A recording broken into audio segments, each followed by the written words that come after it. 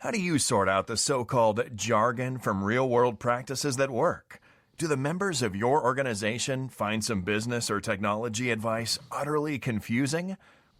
Welcome to Real Talk with Sam Holcman. In this program, we set the record straight, and in terms that business people and technology people can understand. Now, here is your host, Sam Holcman. Welcome to this edition of Real Talk. I'm Sam Holcman. Thanks for joining me. The topic for this particular broadcast is the imperative for one enterprise architecture framework. Why one framework is essential to actually develop a profession. Enterprise architecture frameworks are indispensable tools for organizations that provide a structured thinking and guiding principles to align business strategies with information technology initiatives.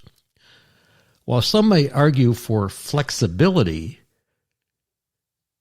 in choosing or tailoring a framework, the reality is that adapting a unified and standardized EA framework is critical for achieving coherence, efficiency, and long-term success across industries, and more importantly, ladies and gentlemen, to develop the enterprise architecture profession.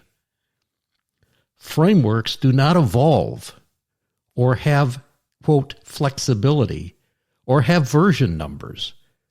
This is where some of the confusion lies in the word framework. Let me give you three classic examples of a framework that resulted in professions. These include Mendeleev's periodic chart of the elements in chemistry. Before Mendeleev developed the elements, the framework for chemistry, you could call yourself a chemist, but you were guessing. You were guessing. Until the framework occurred, the profession of chemistry did not exist. You were an alchemist. The notes in music. Can you imagine for a moment that the stringed instruments, the percussion instruments, and the wind instruments had their own framework that was evolving over time?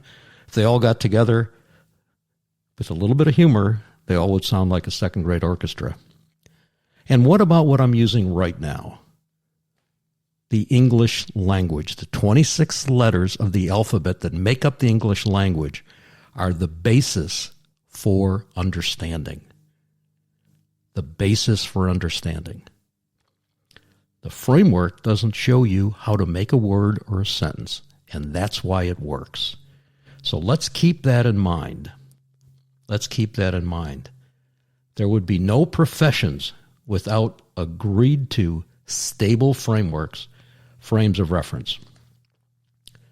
The enterprise framework, please note that it is not only an enterprise architecture framework, is the seminal work of John Zachman. John calls it the enterprise ontology correctly. Thank you, John. And we at the Enterprise Architecture Center of Excellence have enabled that frame of reference in our methodology as it's based. And incidentally, John's seminal work has been consistent over time.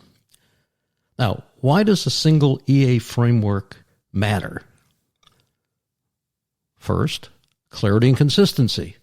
A standardized EA framework ensures clarity in processes and technologies, consistent meta models across industries and within industries, and if you're a tool person, consistency within tools if you move from tool to tool, and of course methodologies.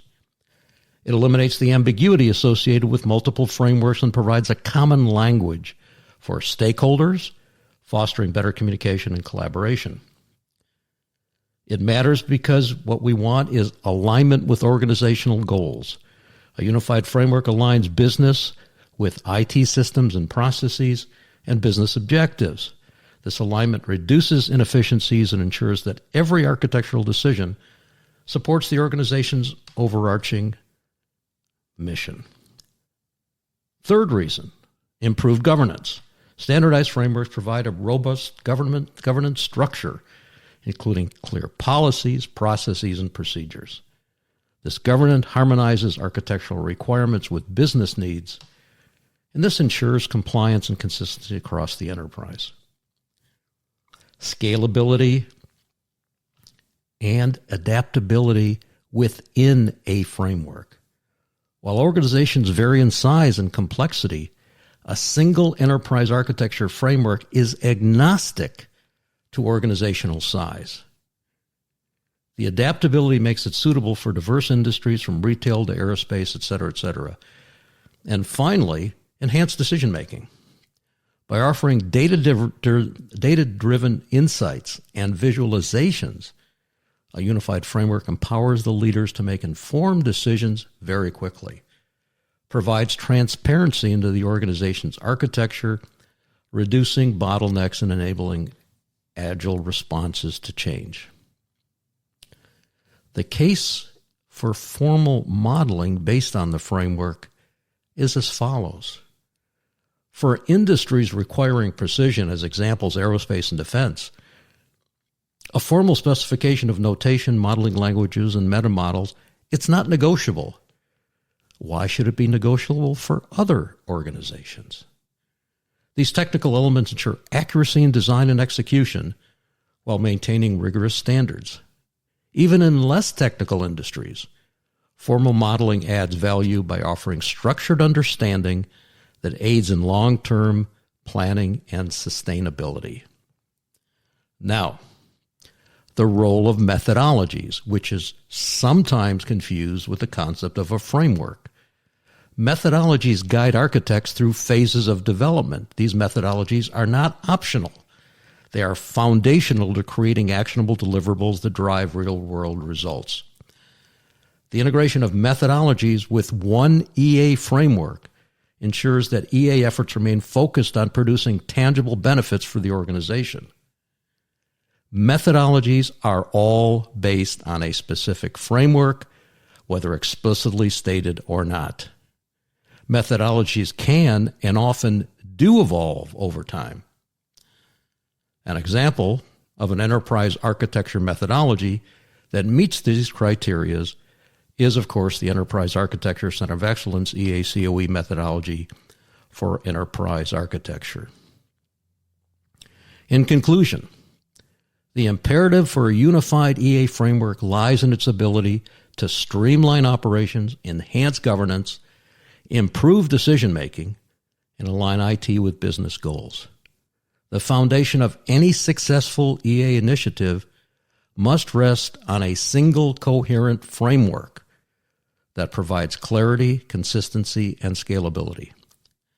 Organizations should embrace this approach to ensure their architecture efforts yield meaningful and lasting results. Thanks for listening.